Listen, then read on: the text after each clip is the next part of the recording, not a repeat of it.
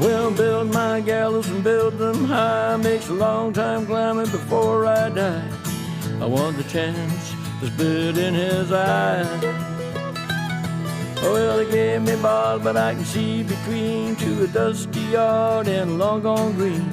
They call that freedom, if you know what I mean. And I drown my sorrows, but the whiskey's gone. I'm sober. Hello everybody, welcome to Quick Bang. I'm Matty, hosting it today. Hosting it every time, in fact. Hibs have just drawn 1-1 away to Livingston, so we'll jump right in and get the reaction for the fans. Ewan, you're first up, mate. What did you take on it?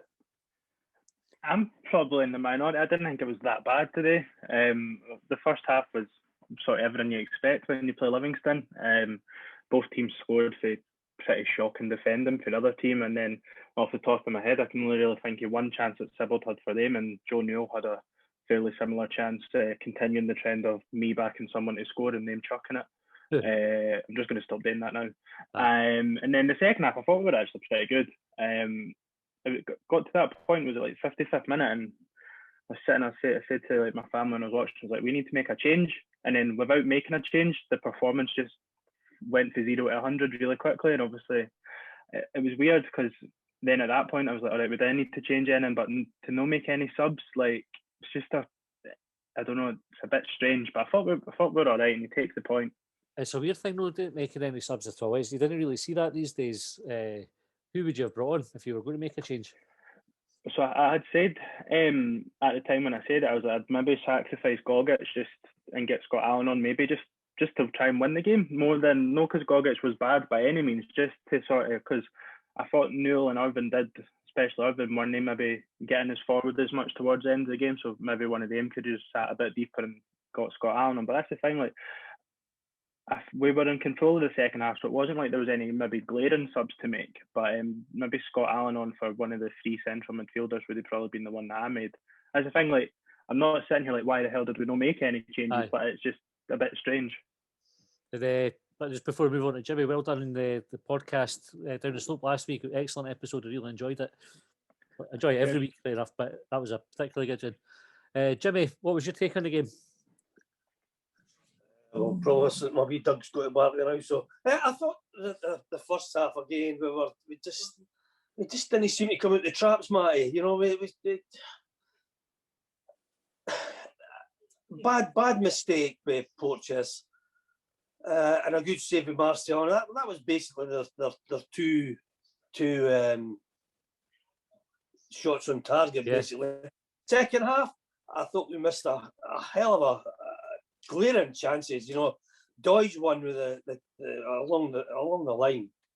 It's mental, but some great play, some really good attacking in the second half, and I thought it was good enough for the 3 points, but hey, another day, you know. As I said last week, Matty, I think a point's it's a good point, and I think that point will be good enough to get us into Europe. Aberdeen just can't score, and I can't see them playing Celtic, Rangers, Hibs, and scoring. So I think the 7 points plus the goal difference is good enough. But second half I thought we were very good. Had some good chances. Bad mistake by Porteous again. But I thought Paul Hanlon was outstanding today. I thought he was probably I don't know about the rest of the guys, but I think he was brilliant. Really Hanlon's been good for a few games now, Jimmy. I think he has. He has, had a wee blip earlier in the season. So yes, sorry, a great point. Just keep going. I think St Johnson's in the top 6 now, is it? Aye, they just scraped in, aye. I think St Johnson. So, hey, they're a bit of a bogey team to us right enough, but pretty confident. Good performance, good and bad, but more on the good side. Overall, happy with that. Nice one. Calvin, absolutely. I'll come to you next, Calvin, host of the Strong Opinion Hibs podcast. Again, another one that I would recommend to folk. Welcome to the show. What was your take on the game, mate? Oh, perfect. Thanks for that, Matty. To be honest with you, I just thought it was typical Hibs.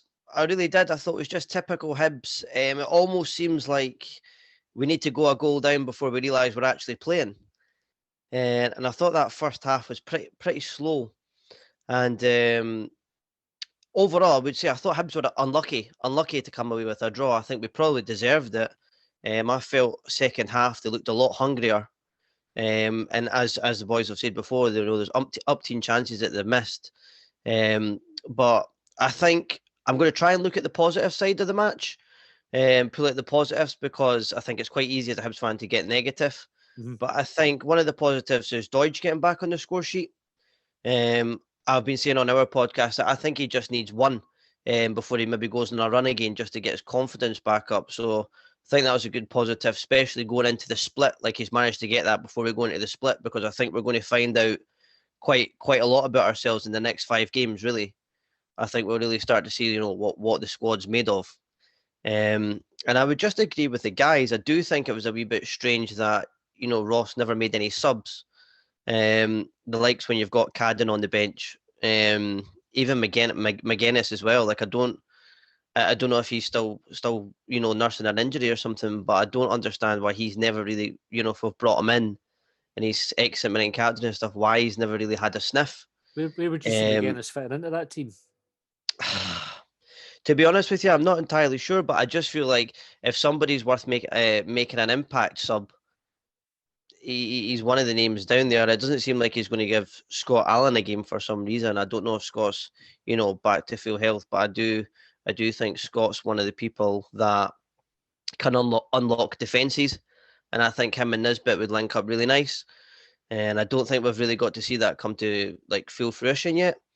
And I was surprised he never made a change. But again, another positive, Aberdeen have lost. But I think one of the most frustrating things is we could have really went into this, the top 6, the last 5 matches, already having cemented our place in Europe and really having the freedom to go and play and, try different players, try different positions. And, I think we could already had Europe wrapped up. But I think it's another positive. At least it's, not a defeat, and Doidge just scored and things like that. So I'm quite pleased that they looked a lot hungrier second half. Nice one. Lee, what about you? Do you think that's third place sewn up for us now? So Europe's sewn up. Livingston are only going to catch us or Aberdeen, I wouldn't think. I think the difference is where we're going to compete. At what stage are we going to compete in Europe next season? Third place for me, like one of the guys said, goal difference is looking good. 7 points is good. Aberdeen didn't look like they can score. I think depending how the fixtures look, come the split, if Aberdeen have maybe got the Old Firm, maybe the first couple of games, and we've maybe got, I don't know, home game against Livingston, St Johnstone, I think the momentum will be there. I think we only need one more win. One more win does it for me, and then I think we get third place. I suppose the thing going back to today, and this is what's really annoyed me the whole season, when are we going to get a consistent 90-minute performance? Mm-hmm. Mm. This season has consisted of a really poor half, Jack Ross making a lot of changes, and then us getting a bit of a bounce back in the second half. But the I'm not being picky here, but the inconsistency of our performances this season have let us down, and we can't seem to get a consistent 90 minutes of football. Today was a prime example. We were really poor in the first half, and it took us. It was a great goal for Doidge, and I'm glad he scored.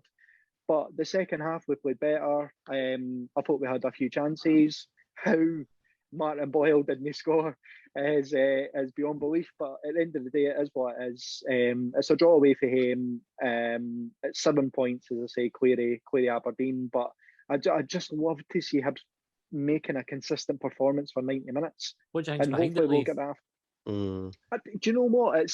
It's an interesting one, Matty, and I think we will see changes in the summer. There's absolutely no doubt about it in my mind. We will see changes in the summer. I don't think from a team perspective we've got a team that probably can perform consistently for 90 minutes.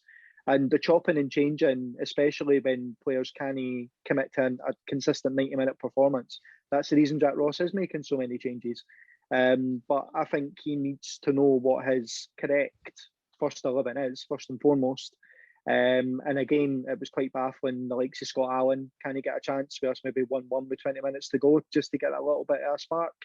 But I think we will see probably a few changes in the summer and hopefully a stronger, better team than what we've got just now. Nice one. Leon, what was your opinion on the game?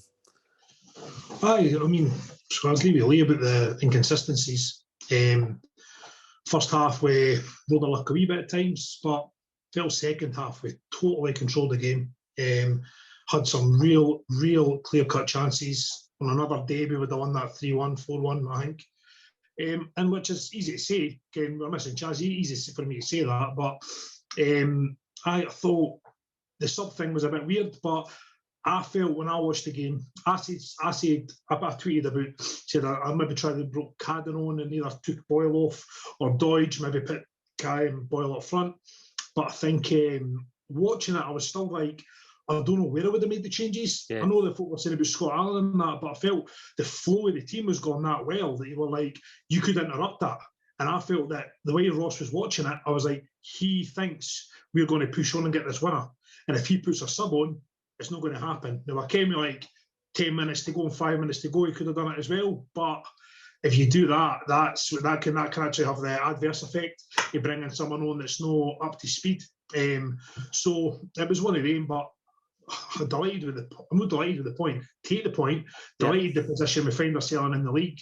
I know that Aberdeen have been poor, but we've still had to pick up the points. And although we've not been absolutely exceptional in doing it, we're still sitting third in the league, 7 points clear, flying with the goal difference as well. So it's for us to lose, and I'd a better handoff for this at the start of the season. Absolutely better handoff. Definitely. I'm going to you'll see we changing the screen here. We're going to admit a wee latecomer, Sean, coming in here, so he'll come in last. Tracy, what about you? What was your take on the game? A bit like everyone else, I'm happy with the point, but I think I'm happy with the point because Aberdeen lost. Yeah. So it was a good point in the end. But I felt the 3 points were there for the taking. I'm glad we're making the chances, but we just need to actually take them. Chuffed for Doidge. Was chuffed to see Nisbet and Doidge both in the team sheet starting. I thought maybe he's been listening to the quick bang.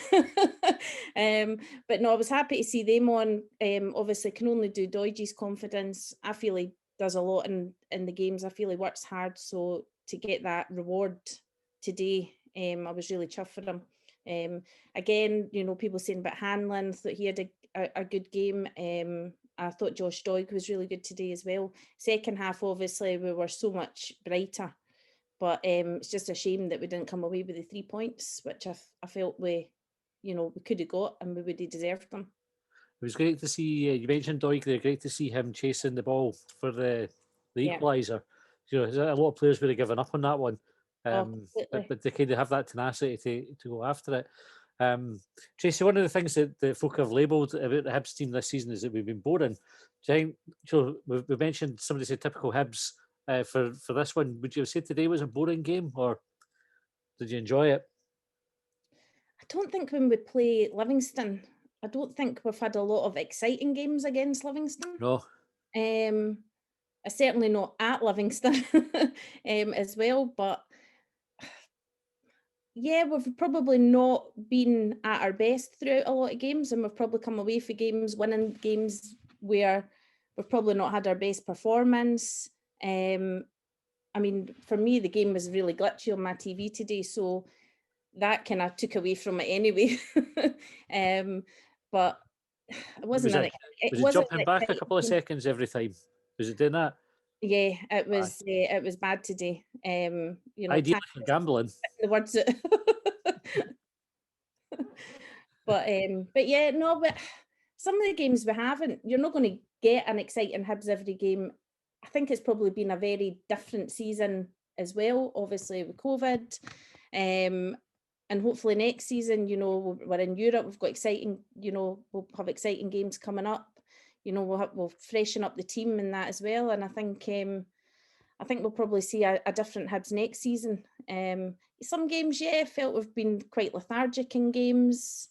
And, it's been quite slow in the passing and a lot of the long balls. But you know, if you win, that kind of goes out the window because you've got your 3 points. So as I say, I'm happy with the point, but only because Aberdeen lost. So it was a good point in the end. Nice one. Dave, you welcome to the show as well. Another first timer on the show. What was your take on the game, mate? I think, like everyone else has said, I think the first half was poor. There's no getting away from that. I mean, we've given them an easy goal from nothing, like a high ball, which we got done by the last time we played them. Just should be dealt with. I mean, somebody was saying it's Sunday League defending. I mean, Sunday League defenders would be a lot better than that, to be honest. There's no excuse for it. He's not a young boy anymore. He should be dealing with that, you know. And if we're thinking we're going to get £1 million from him, he's going to have to pick his performances up a bit, because I think they've been poor since January, to be honest. But that puts us in a bad position because you're 1-0 down, you know, against a team that aren't really playing much in the way of football. They do just lump the ball at you and kind of harass you all around the pitch. But the thing for me in the first half especially was our three in the midfield were so deep in our own half. We got nothing from them at all. I mean, these are, you know, certainly the front two of the three are talented footballers, but you're getting very little from them in the final third.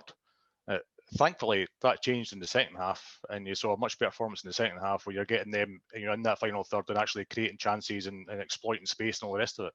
But it's just beyond me why, if Newell's playing, you don't need him to be as deep when you've got Godric there already. You don't need that additional defensive cover, and it's just a waste of a player. And, you know, the guys were talking earlier about how you would have changed it. I would have actually taken Newell off, but I would have taken him off at half time because it just wasn't working.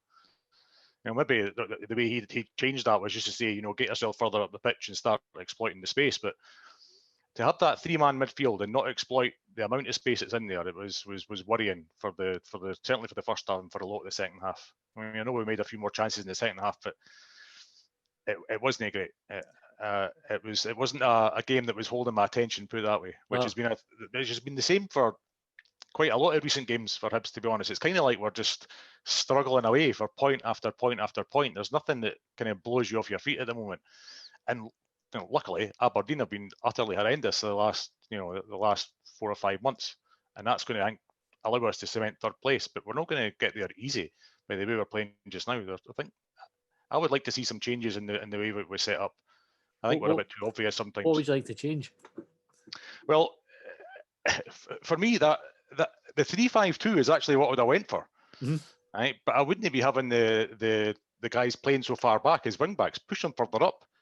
You know, you get so much more out of Boyle in the other half than you do as a defensive player. You get almost nothing from him defensively. And it means that your team is so lopsided because he's so far up the pitch. And obviously Doig's doing his bit to defend as well. So you don't get that when you're playing the ball out wide and you're looking for the space on the other side, there's no one there. You know, because he's defending, the other one's attacking.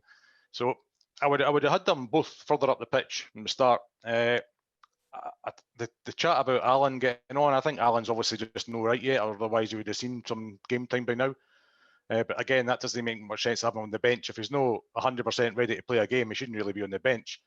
I can only assume McGuinness isn't quite fit yet either, because he's a talented player. You know, I watched him a lot before he came to us, and I was expecting big things from him, but he's obviously struggled a bit with injuries since he came. For me, he's going to be a standout player for us next season, but he'll be in that role that probably if we're playing that middle three, the more attacking minded of the middle three. And I think that's when you'll start seeing some benefit from him.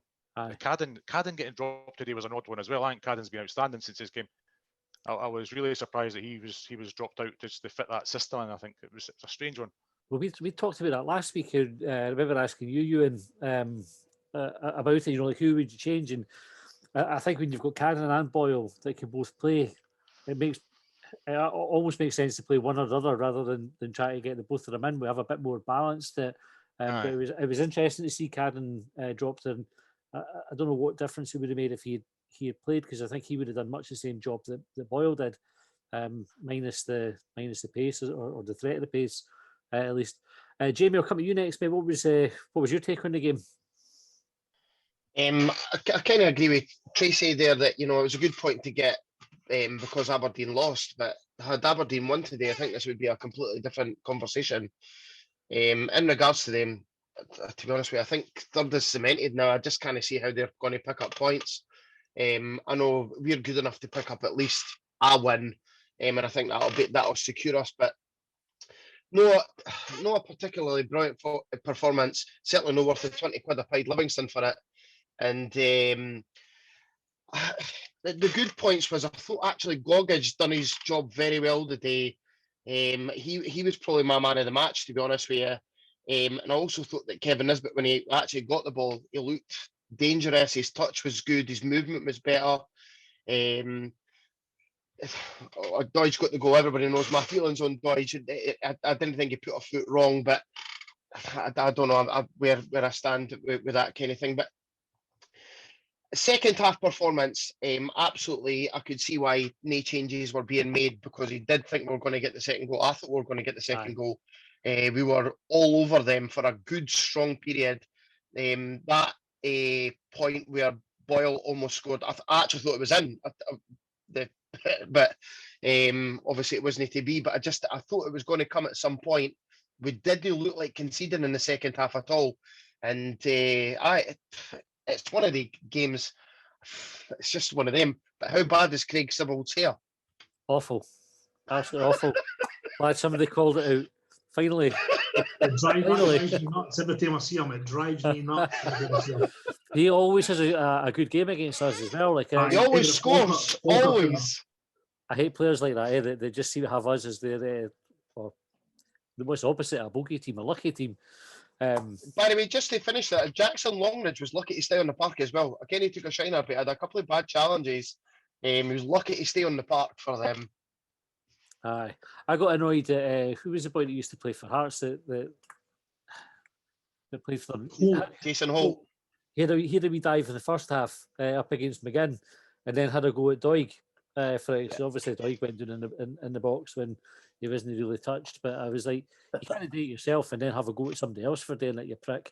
But I'm maybe biased because I didn't like him because he played for Hearts. Shout out to Marvin Bartley, by the way. He was excellent today. Bartley was good. Sean, welcome to the show as well. Another debutant. What was your take on the game? I loved it. The second half, the way we played football was the kind of stuff you want to be seeing, or I want to be seeing. I want to see us moving forward at pace, ball on the deck. And I thought we'd done that in the second half. The first half was difficult to watch up until when they scored. And then I thought we started to pick up a bit of pace,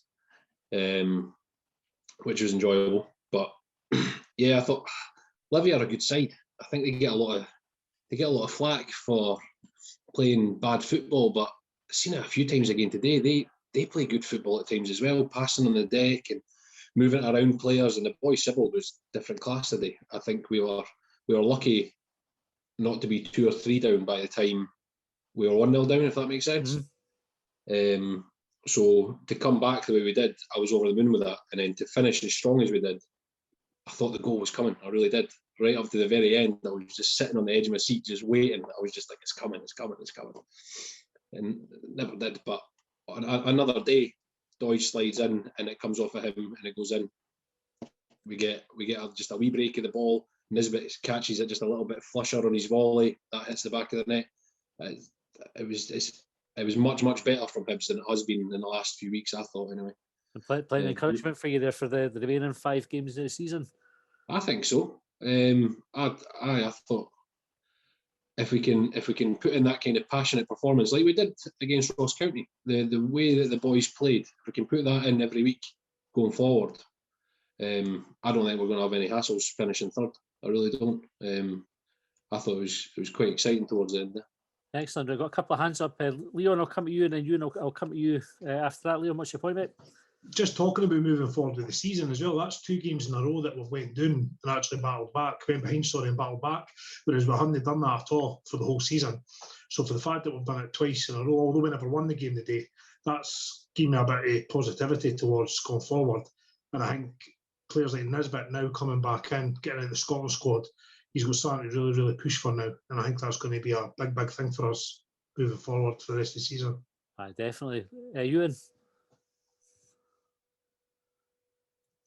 Brilliant.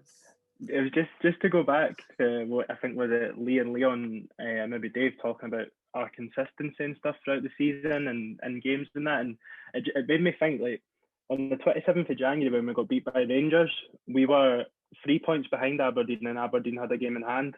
And Livy were only 5 points behind us and had a game in hand. We're now 12 points clear of Livingston and 7 clear of Aberdeen. And we're talking about maybe changing stuff in the summer. And I think Dave said maybe Hibs haven't been that exciting this season. It's because we're not there. For me, your mind's drifting watching another game as well, or you're this Hibs team are incredibly consistent. We've won 16 out of 33 games, so basically 50%. We're sitting comfortably in third place, and I know that there's been times in games where we've not been great in that, but that is just football. Other teams are going to have spells, and I personally don't think I've seen a Hibs team be more consistent than this in my lifetime, and I'm 24.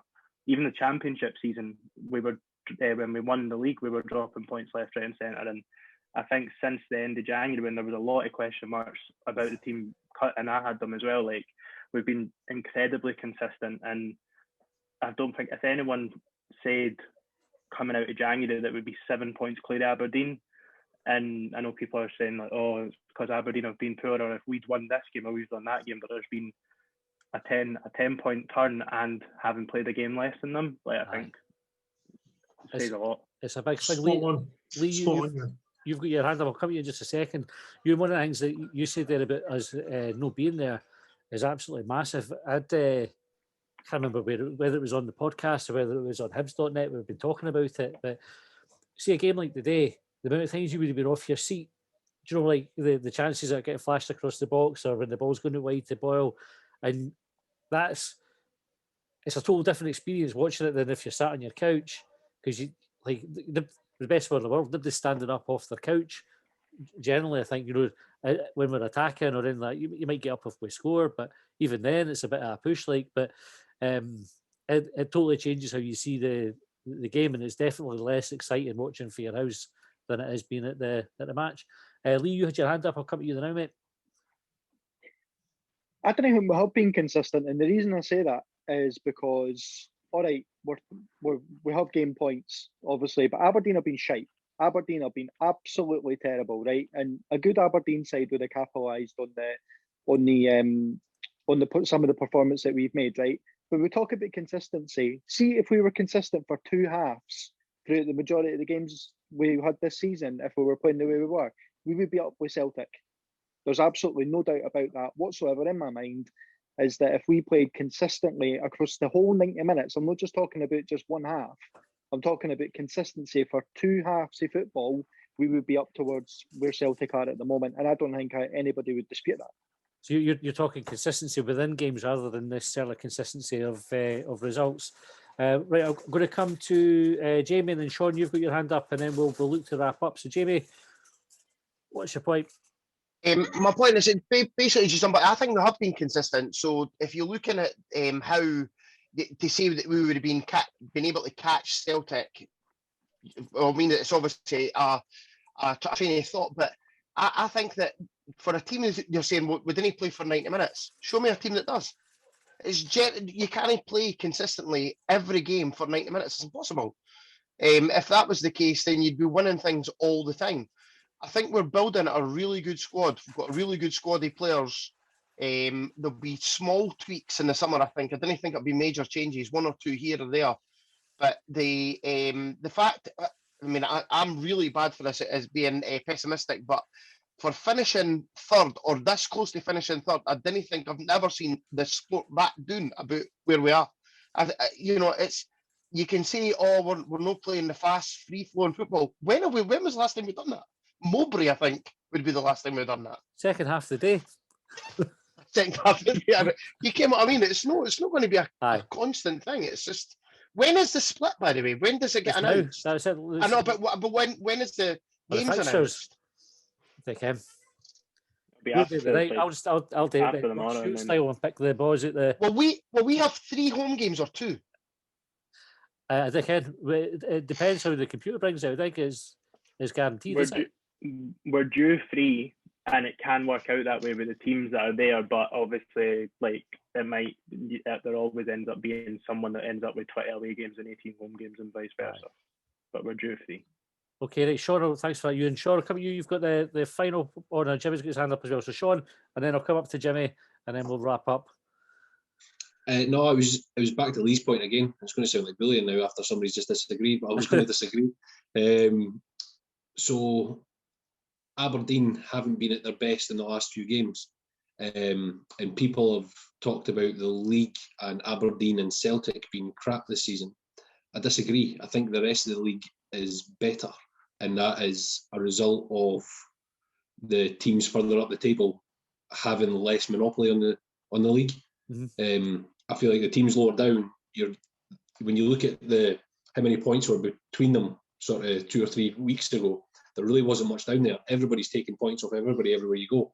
And I think that's a big reason why everybody's so organised. So it's a big reason why people are dropping points in a lot of places. We've just been better than most. Aye, it's a difficult league to win games in. Like you can see that this season, that there's no really any easy games in the league this season. Jimmy, last point to you, and then we'll wrap up. So I was listening to Dave talking about Joe Newell, the scenario with Joe. He's right. He's 100% right. He's too deep. He sits far too. You've got that two that just sit there. Joe Newell should be in that box and putting his laces through. So he tries and passes it into the goal. I mean, one of my heroes, I think yours, Matty, is Pat McGinley. Shut up. We need a Pat McGinley, and Joe Newell can be that man. Shut up. Sozy. I think this is the first time we've ever had a dog disagree with a point being made. But Joe Newell should be getting into that box, no sitting back, where we have a Gogic guy who can sit there and, just Joe Newell just get into that box. And some of the passes into the box that they were screaming out for a Pat McGinley. Hey, as I say, good point. Onwards and upwards. I think we saw both sides of Joe Newell today. First half, he was pretty ineffective, and in the second half, I thought he was excellent. Really, absolutely. Top performance second half. Folks, thanks very much for coming on. That's us out of time for today. So we'll wrap up. Thanks for listening. We are back with Longbangers on Monday night. We've got a special guest, Lewis Stevenson, coming on for a special feature. So we're looking forward to that.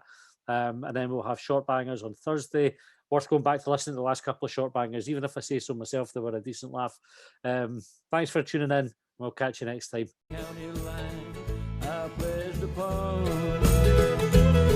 Well, they trailed me down when I broke free. I drank all the whiskey in Tennessee. I don't